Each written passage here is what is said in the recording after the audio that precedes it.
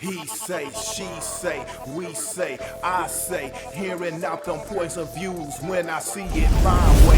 Yes it goes, yes it knows, maybe so's, probably not. Shoulds and coulds, do's and don'ts, your wills and won'ts is how you rock. Politicians and religions, on your house or are you renting? Is you married? Is you single? Meta interest when you mingle, turn out to be someone you into. So how long before the bed get wrinkled?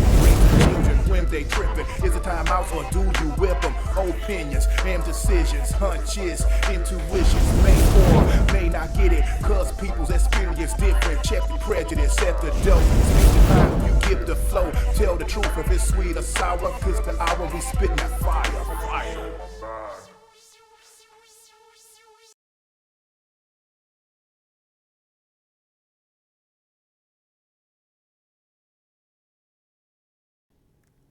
Hello, everyone. This is SPITTINFIRE coming at you with another one, okay? Another one. Your girl is coming at you with another one. We're going to be talking about some things.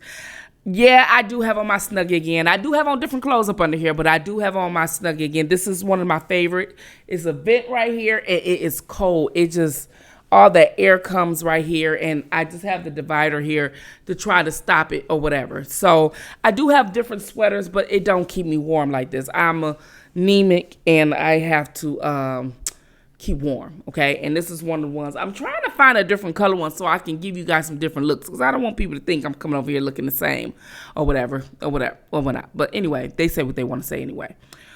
This is the internet. However, let's get back to it. So Andrew Wyatt, as I mentioned, he's one of Bill Cosby's assistants, right? And he was going around on different platforms speaking up on Bill Cosby's behalf, as I mentioned. And he was talking about the, things that happened during the trial, the first trial, the second trial, while he was detained and everything else. And he was talking about things that they have experienced and what was going on during this time, right? And so one of the things that I wanted to talk about was the similarities between the Bill Cosby and the R. Kelly situation. Similarities. There are so much similarities. And unfortunately, in the R. Kelly sector, there's not a lot of professional people that was around him. And the fans are trying to step up and do some things for him, but sometimes they can hurt him more than help, okay? But they mean well. And one of the things I want to talk about is in the Bill Cosby sector, there's more organization, the bloggers and everything, including myself. Because once I get out here and do my commentary on R. Kelly or Bill Cosby, I will then have to stop sometimes and fight and turn into the dragon and everything else, right? Because it's you're only human, right? You only can take so many hits or whatever. But I am fasting or whatever, and I decided to leave it alone, okay? And get back to what I was here to do, okay?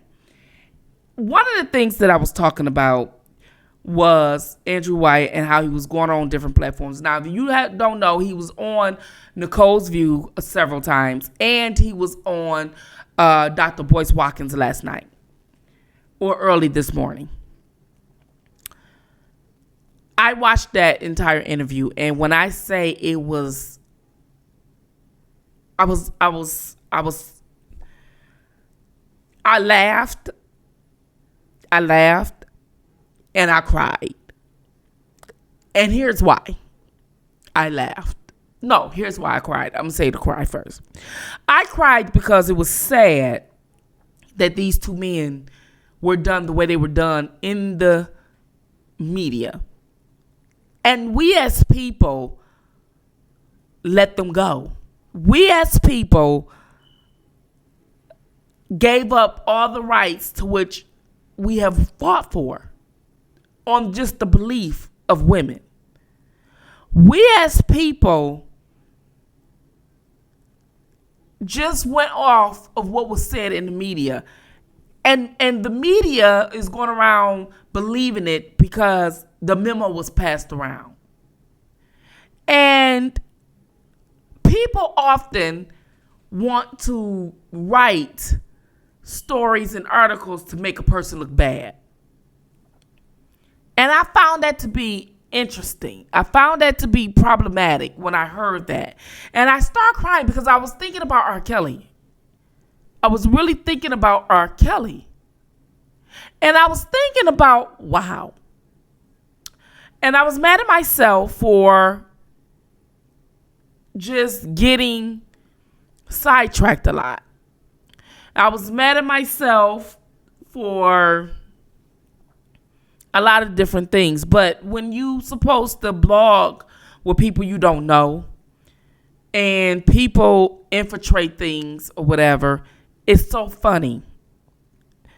But as I was sitting up there listening to Boyce Watkins talk to Andrew Wyatt, it was so funny on the things that he said. And we have been saying this on the R. Kelly side for so long. We have been saying this, and we're not, and a lot of people are not the best speakers, because I've heard people on different views speak on different things, and they say some of the things that we were talking about. But people, when they were on Nicole's view, was sounding more like fans as opposed to sounding and speaking on the issues. And when we take emotional things out of it, we can speak on the issues, and we can speak more professional, and we can get right to the problems of what is happening with our black men pertaining to these movements. So, that being said, I want to show you this clip. This clip does not belong to me. This clip belongs to Fly Nubian Queen that is owned by Boyce Watkins. This is for entertainment purposes only and teaching purposes. And it is protected by the Section 107 of the Copyright Act of 1976. Okay? So let's get into this. Let's see what Andrew Wyatt had to say about victims. And let's ask this question that we've been asking on this R. Kelly sector, what Boyce Watkins asked Mr. Wyatt, okay? Because we've been asking these questions for 2.5 years as well. Same time, I remember hearing people that had slogans didn't make sense to me, like believe all women. And right. I was thinking, I'm supposed to believe you just because you're a woman? Like women are not capable of telling a lie?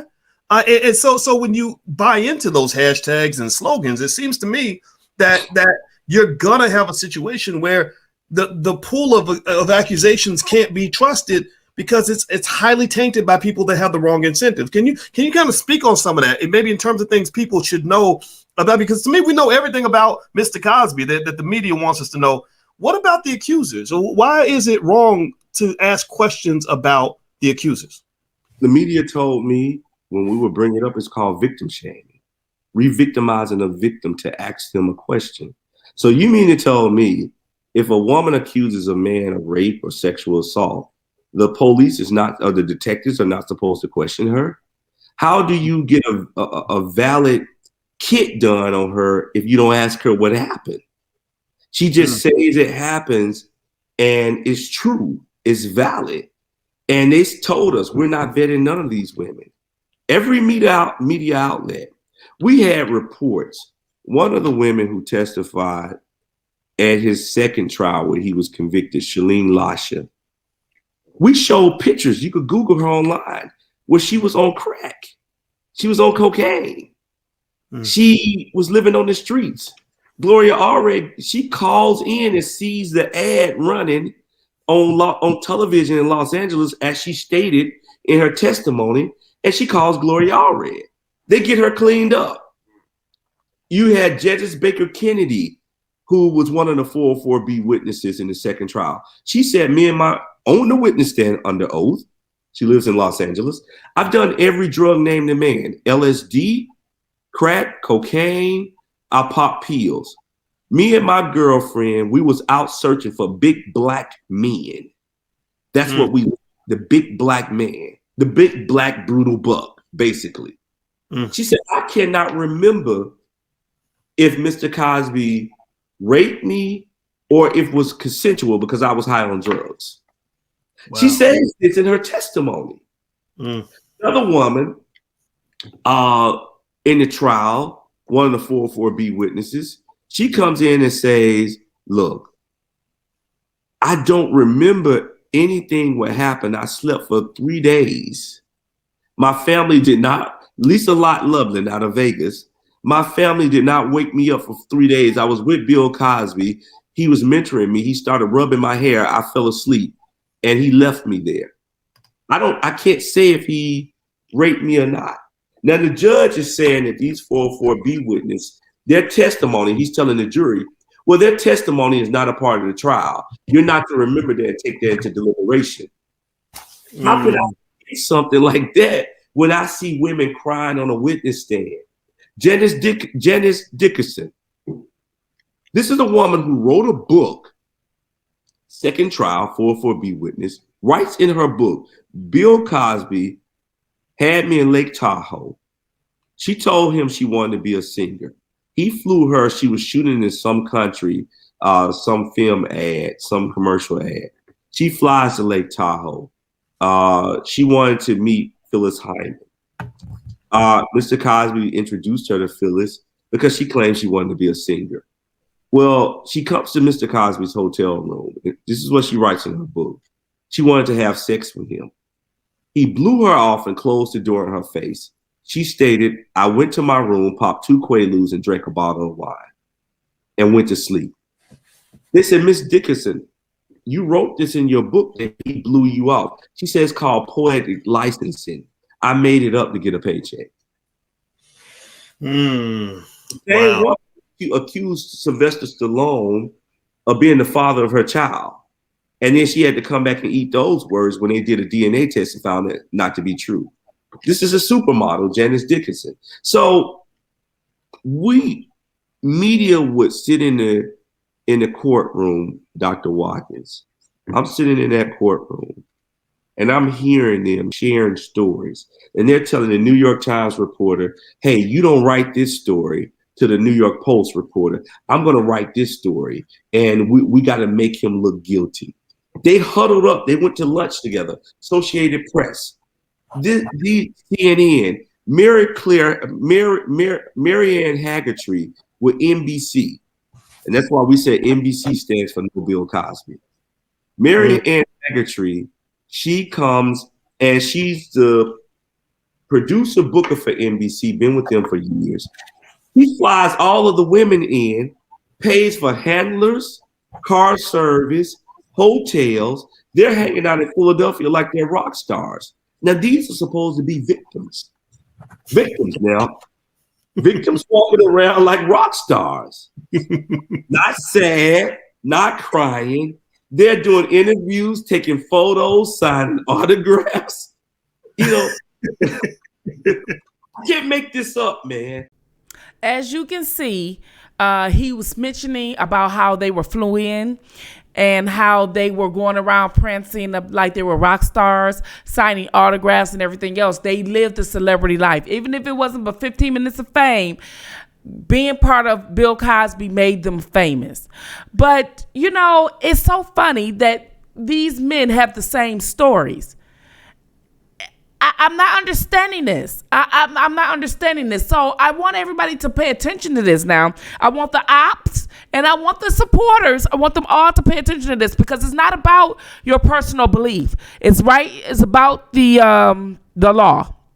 Has Spittinfire been telling you guys since 2019, actually since 2018, to follow the law, not the little courthouses, the law. I initially told you guys to protest in Washington, but that's on you to do whatever it is that you needed to do. However, I'm going to support any rally that's doing anything. If I'm not there to physically protest, who am I to challenge someone's who actually putting their feet on the ground? I will support financially or whatever during this pandemic. However, again, let's see about that because Mr. Wyatt said something about they were going around, like I mentioned a few minutes ago, they were going around prancing like they were stars, right? Like this particular picture right here. Or this particular picture right here. And then let's check out one of R. Kelly accusers at this award show. This clipping does not belong to Spittinfire. It is protected by Section 107 of the Copyright Act of 1976. This is just used for... I never got a chance to follow up with you guys afterwards because we were excited to talk to you guys after. But what happened? So Can we firstly talk, for those who don't know, at the NY premiere, there was an actual threat and they made us leave the building within about 10 minutes of the actual screening of the movie. And within maybe the first 5, there was tears being cried out from you guys. And so let's just pick up from there. Since then, we couldn't do another premiere. We did do another screening, but it was very, very quiet. How do you feel now that it's out? And I feel liberated. I'm just happy that, the truth is being revealed, and that I know there's a lot of naysayers, but just know that we won't be silenced. And I'm just happy to know that there are more victims coming forward. And for me, it's not just about victims of R. Kelly, it's about victims all over the world. And they are victims all over the world. And I want to thank you for that bravery and boldness. What were some of the things? Well, I found that to be interesting. Two men, two different lifestyles, two different age groups, both charged with being a sexual predator, one for young girls and two for white women. And they doing the same thing.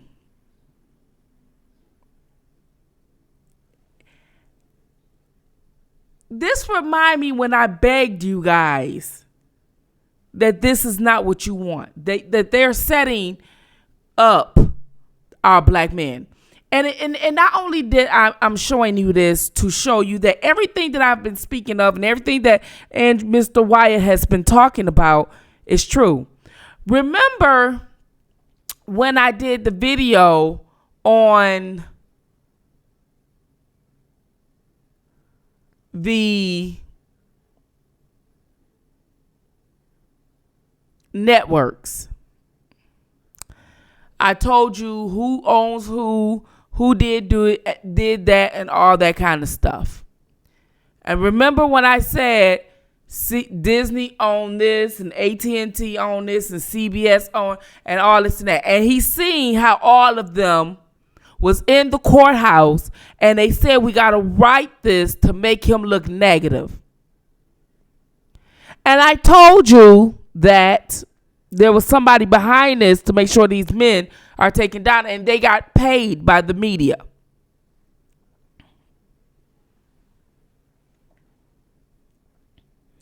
And I often told you guys that you need to be upset about it. It's not about whether you believe they're innocent or guilty. It's the fact that they're coming after black men.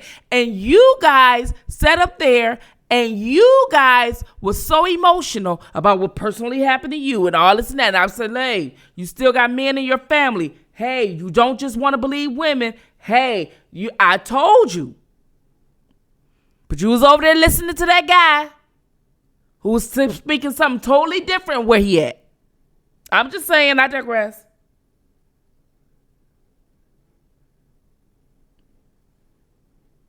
And then you see another man whose conviction was overturned. His PR is speaking the same thing that I was speaking in 2019, and now you seen this playing out in front of your face.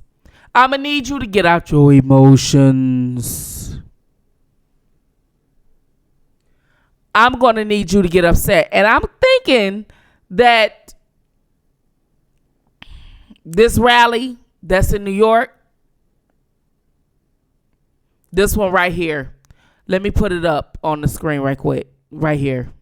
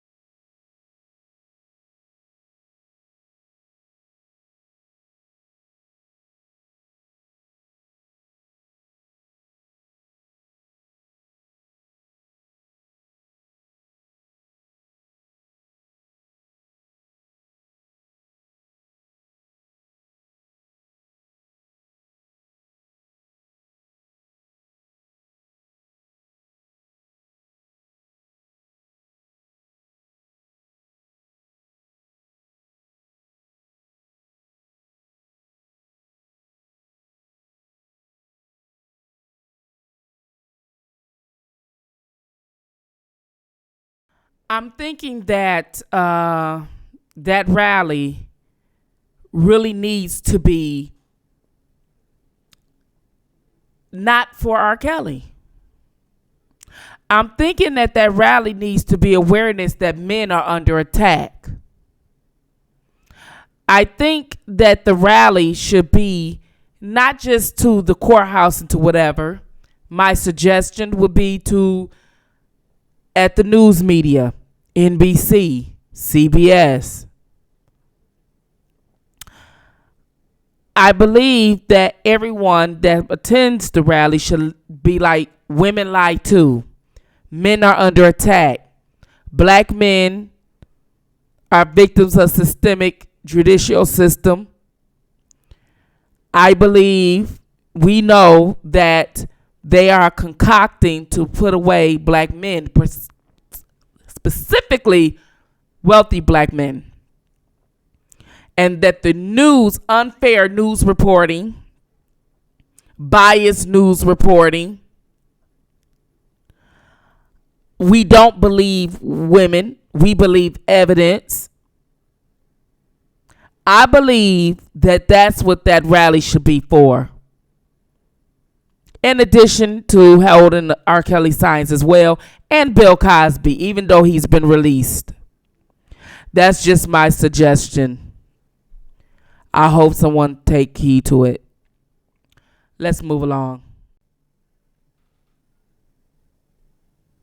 Come up. I've had people, confront me about things like, for example, Charlemagne the God was accused of some stuff years ago. Right. He and I were kind of friends, and people were like, well, what do you think happened? I'm like, I don't know. I wasn't there.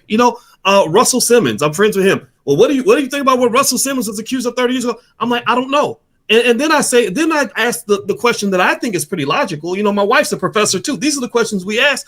We say, okay, well, where's the evidence? Show us the evidence. And then maybe we can give you more of an opinion, but we don't know, and neither do you. Okay, so you heard Dr. Boyce Watkins ask, where were the evidence? Like Charlemagne the God was his friend, and then he went on to say some other things or whatever, because Charlemagne the God was accused of drugging and raping a young woman. Well, there was evidence with Charlemagne the God, Dr. Boyce. I understand you're friends with him, but there was evidence to substantiate the young lady's claim. And not to mention he pled guilty to a lesser charge, which means there were multiple charges, but because she did not cooperate fully throughout the testimony of the trial, they charged him with the lesser charge of giving her drugs and things of that nature, which he pled guilty to, okay, and lied about later on, saying that he was exonerated. And then he had the nerve to be in Surviving R. Kelly, speaking on R. Kelly. And then he had to also nerve to speak ill on Bill Cosby and said that Bill Cosby shouldn't do anything at this point but die, and then he'll be a hero again. That's what Charlemagne the God did. So let's not forget what he's done. Okay, and there's no reason for me to show a clipping, because I'm quite sure they took that down to protect him. All right. So that being said, so many of y'all have stopped me let's on the move street along this week to tell me about the interview we did last week with Judge Joe Brown. If you missed it, go to BNC's YouTube page. You can find the full interview I did with Judge Joe Brown. Just trigger warnings for anybody who has been a survivor of sexual violence, domestic violence, or who just hates obnoxious, old, sexist, misogynist, patriarchal, rape culture advocating. Here to discuss his recent comments. Joining me now is Judge Joe Brown. Judge, thank you for joining me. Why do you say that mainstream media encourages mob rule?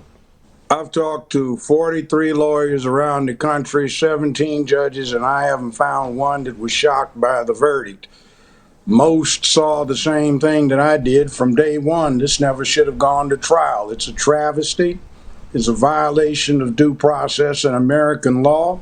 It is part of this mess that mainstream media is trying to feed into the heads of the citizenry and poison them by saying that their emotions and their feelings are supposed to have paramountcy over what happens within the law. That's not the way it goes. I get people who never even took what they should have gotten in the 4th and 5th grade get to talking about how somebody going to disprove what these women accused Dr. Cosby of. And the truth of the matter is you don't have to. They have to prove that what they claim is true, not the other way around. That's American law. I see too much of this show up on the courthouse, voice your opinion, and get the courts to yield to what you believe. That's not the way the law works. That's called mob rule. So there's that, but then there's the other question that people. So then there's this other question that people though have, Judge, which is a legal question. I mean, which is not a legal question. I think those two things to some extent are getting mixed up. And the non-legal question is about whether or not Bill Cosby actually did harm. Legally, you can say he's not guilty because the not guilty stands. He didn't do anything. American law, there is an absolute presumption of innocence until you are proven guilty beyond a reasonable doubt using due process of law. If there was no due process of law, that presumption of innocence does not remove itself and there is no valid conviction. If there is no valid conviction, that presumption of innocence stands as a rock for the defendant. It is to keep the government from acting in a dishonest fashion and using its powers for persecution. So Dr. Cosby so I think we're on the same page with that. Found guilty through due process. He hasn't done anything. So under American law, the accusations are just that. They carry no weight other than accusations, and they must be proven using due process beyond a reasonable doubt. If they have not been, then they are essentially worthless, just so much talk. Speak it! So I think we're on the same page. So I think we're on the same page with regard to the law. I think part of the challenge, and I sent out a tweet last night that you responded to. I'm going to pull it up. It says, I said, Bill Cosby is not innocent. He has not been exonerated. His release means that Cosby, a sexual predator, was incarcerated within a criminal legal system that has as little regard for its own rules and procedures as does Cosby for his victims. And you responded, you said, he hasn't had any. Law is a baseless accusation. It has no weight. So under the law, I think we're on the same page again. But part of the problem, It's in the 4th and 5th grade, not law school. American law means when somebody makes an accusation, that's all it is. It has no weight. If there's probable cause, you have somebody answer the complaint. But if you cannot find someone guilty beyond a reasonable doubt, they have done nothing. They walk out of there with their presumption of innocence intact. How clear can that be? There is nothing to answer. I think that he had a right to remain silent. I think that part is clear. No, I think that part is clear, Judge. Let me move the conversation forward. The burden of proving his guilt. It did not. So he stands. Right. So I guess what I want to do is just move the conversation up a little bit. I think you and I agree that legally he's not guilty, that legally he doesn't have any burden of proof. The state does, and it hasn't met that. Legally, his rights were violated. We're on the same page about that. I'm saying the legal question to me is rock solid. But I think what was happening yesterday was people were conflating those two things. They were acting as if because the state didn't meet its burden and because he was released based on the fact that he didn't get due process, his due process rights were violated, that was somehow proof of the belief that many people had that Cosby was actually not just legally not guilty, but actually didn't do anything at the moral and ethical level. And hold on one second. I just want to place. Okay, go ahead. Oh, no, hold on. Let me place the question to you. So I guess what I'm saying is, can we hold space for two ideas at the same time? Can someone under the eyes of the law be completely not guilty, and at the same time, can we have a public conversation? Because I know you talk about culture, you talk about our community, you talk about values. Can we also talk about the fact that someone can be doing great harm and even be a predator at the same time that legally they're all the things you just said? No. Because the law presumes them innocent until you prove them guilty. It is a specious thing. That's part of this new paradigm where everybody gets a trophy, a participation ribbon. Nobody's feelings get hurt. Freedom of speech gets restricted if somebody feels uncomfortable or undelighted by what is being said. That's not our reality.